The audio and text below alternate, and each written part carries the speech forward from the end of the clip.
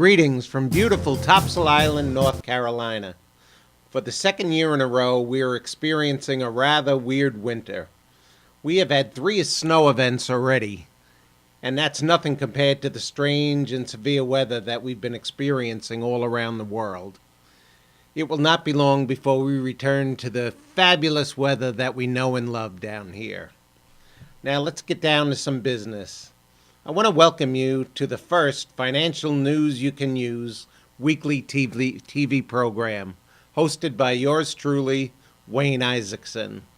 And I would like to introduce my intrepid co-host, Mr. Neal Whittington, a little later in the show. Each week we will report on a variety of economic events taking place in the United States as well as around the world. These events are generally not reported in the mainstream media. We will also bring guests on each week. They will be involved in some way with the local economy or the quality of life of the residents and the guests of the region. Neal will probe for interesting insider information about the areas of expertise and how we can obtain the greatest benefits from those products or services that they offer. We will start this week's Financial News You Can Use right now. Let's get right down to it. For the week ending February 4th, 2011, our first story is from the housing front. I usually find the quarterly homeowner vacancy and homeowner reports from the census pretty lackluster, but the latest one released was anything but. America's home ownership rate, after holding steady for quite a while, took a pretty big plunge in the fourth quarter of 2010, from 66.9% down to 66.5%. That's down from the 2004 peak of 69.2%, and that is at the lowest level since 1998. Home ownership is falling at an alarming rate. Despite the fact that home prices have fallen, affordability is much improved, and the inventories of new and existing homes are running quite high. Bargains abound, but fewer are interested or eligible to take advantage of the situation. More concerning than the home ownership rate is the vacancy rate. The census tables don't tell us the entire story. They tell me a lot, but nearly 131 million housing units are in this country today. 112.5 million are occupied. 74.8 million are owned, and that's only dropped by about 30,000 in the past year. 38 million are rented, but that's up by over a million year over year. That means that new households are choosing to rent. And now on to the vacancies. There are 18.4 million vacant homes in the U.S. today. That's as of Q4 of 2010. That's an 11% of all the housing units. I don't see any recovery here, folks. Let's move on to an update on the state of the auto industry. Today we'll be focusing on General Motors, or is that Government Motors more accurately. Another month, another chance for GM to stuff its dealers full of cars. Sure enough, in the just-released January sales promo, the company announced that General Motors dealers in the United States reported 178,000 total sales for January, a 23% increase from a year earlier. That's for the company's all 4 brands. The gain was driven by a solid retail sales, which were 36% higher than a strong January a year ago. But behind the scenes, GM has continued to shove a whopping 510,000 cars with dealers compared to just 390,000 in January. That's a 30% increase. Furthermore, as the only component of consumer credit that is surging, non-revolving loans indicates that virtually all car purchases are made based on the old formula of no money down.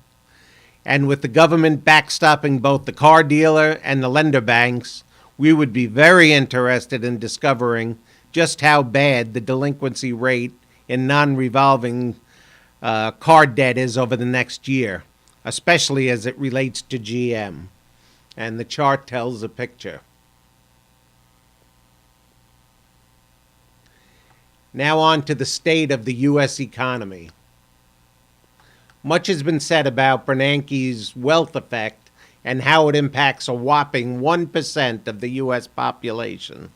Unfortunately, a little less time has been spent discussing the equal and opposite effect, that is, of the poverty effect. Luckily, every month we get an update on just as useful metric. And as of November of 2010, the SNAP food stamp program had 43.6 million participants. That's an increase of over 400,000 people on the plan since October, and a 14% increase, or 5.3 million more Americans on food stamps from a year earlier. We are confident that this 15% in the U.S. population will be delighted to know that their rapidly diminishing dollars will end up acquiring less and less foodstuffs. And the chart says it all on that one.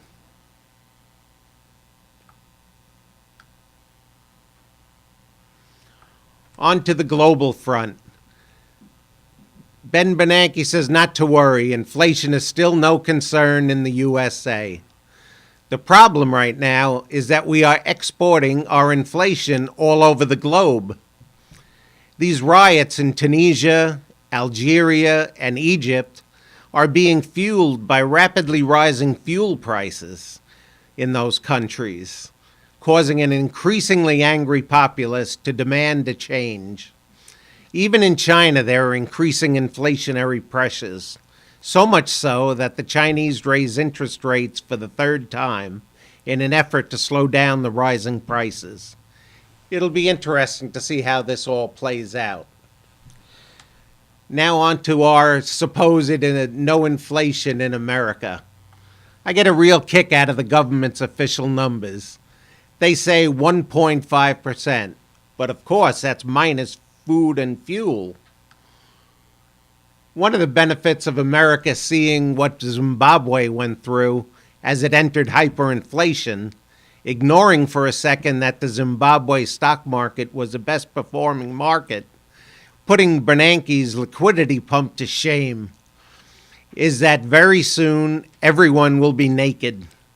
Once companies finally realize they have no choice but to pass through surging input costs, and while some may be ecstatic by the S&P's modest rise year to date, it is nothing compared to what virtually every single agricultural product has done in the first month of 2011. Corn is up 7.76%.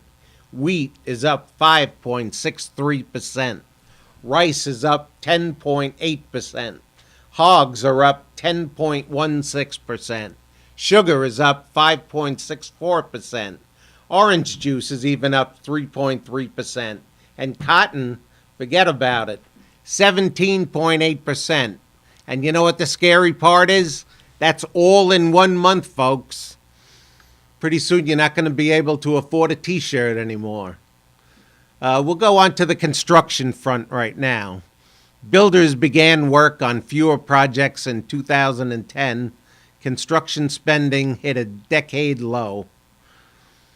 Builders began work on fewer homes, shopping centers, and other projects in 2010, pushing total building activity down to its lowest point in decades. Construction spending dropped by 10.3% last year, marking the fourth annual decline in a row. The Commerce Department said on Tuesday it fell to $814 billion in 2010, the lowest level since 2000. And the year ended on a weak note. Builders started fewer homes and other projects in December, pushing activity down 2.5% for the month.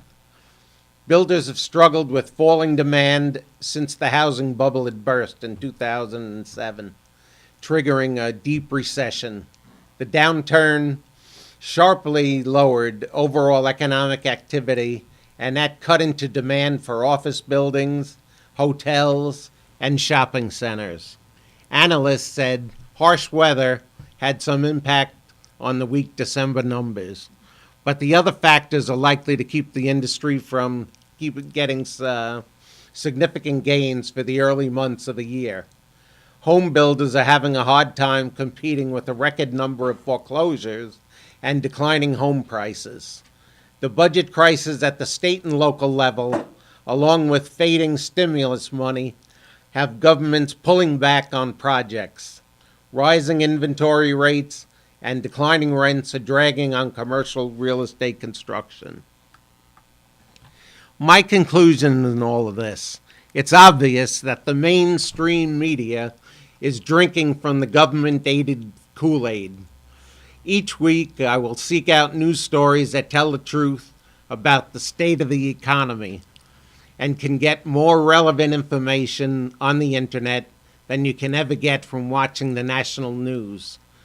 For more information and in-depth stories, please go to WayneIsaksen.com.